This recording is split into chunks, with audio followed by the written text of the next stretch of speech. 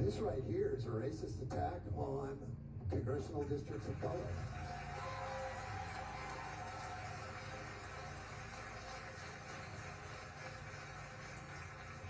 It's about taking power away from black and brown communities. It's about erasing your voices.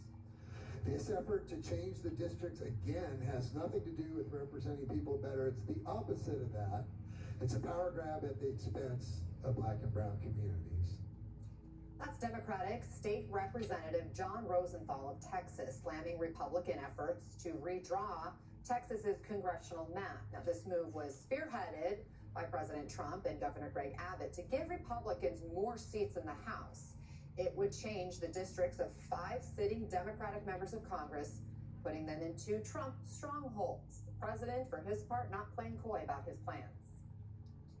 Are you calling them for a complete redrawing of the congressional map? No, just a very simple redrawing. We pick up 5 seats. And where we have a couple of other states where we'll pick up seats also.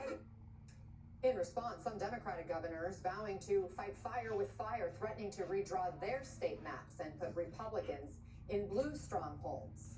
Joining us now is the director of polling at the Institute of Politics at Harvard University, John Del Volpe. He's also an MSNBC political contributor. John, great to have you. So Texas is in a special session right now to make these changes. How unprecedented would this be, especially with what we just heard from the president, admitting the goal is to throw out Democratic members of Congress? Well, of course, Anna, and we have to remember that gerrymandering doesn't usually happen from a place of strength, okay? So Donald Trump, when you look at, at this moment in his first term, is more unpopular than any other modern president except one, himself back in 2017 in his first term. And what I'm concerned about, what I think millions of Americans, and specifically millions of of people in Texas, specifically younger people, as the representative said, Hispanic American community, the concern that this is essentially not just a squabble over political maps, but the erosion of our democratic values happening in plain sight. I'm concerned that the country today, to me, seems to be divided based upon the metric of, do you feel heard or do you feel unheard?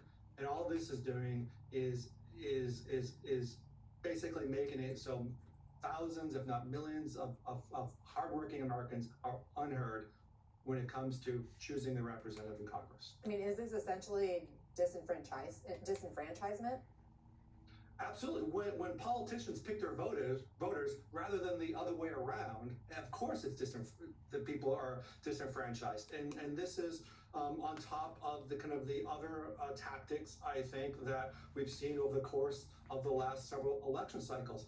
This election in 2024 on it was closer than most people think. If 1 out of 100 people simply change their votes in the 3 blue wall states, we're having a different conversation today. And that's something that I think is concerning to Donald Trump and the White House, specifically based upon the history of what happened in his first term. I think there were 41 seats that flipped.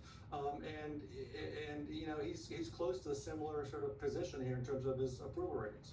And so now you have California and New York, a couple of blue states, leading the charge to try to counter Texas, with both governors now saying they're looking into throwing out their current maps to be more friendly to Democrats. This is igniting a social media tiff now between California Governor Gavin Newsom and Vice President J.D. Vance. Vance posting this yesterday, quote, "The gerrymander in California is outrageous. How can this possibly be allowed?" Newsom responded with a map of heavily gerrymandered states and saying, quote, "Try again, dum-dum." So, I mean, gosh, this is just becoming a tit for tat. How do you prevent it from escalating even further? Well, again, I think perhaps that's what we're talking about, and that's what's happening inside, kind of the East Coast, Amtrak corridor, Acela corridor. But what I spend a lot of time talking to Americans and to voters, and they're not talking about this. What they're talking about is, why does inflation continue to be on the rise? Why are they continuing to be potentially kind of priced out of their apartment and their home not next year, but like next month. There's real urgency in the views of so many Americans I'm talking to, and this just, again, it just drives people away from Washington, from institutions. It weakens everything that we're doing, unfortunately, and it's leaving millions of Americans kind of at risk, just wondering when the chaos will calm, when they can have some stability in their own lives, so they can try to live their version of their own best life. Well, it goes to show how voting on the local level does matter too, because those are the people who are now making some of these decisions around the maps, and it all trickles through up to national politics as well. John Della Volpe, thank you for your time and your expertise. Up next on Annika.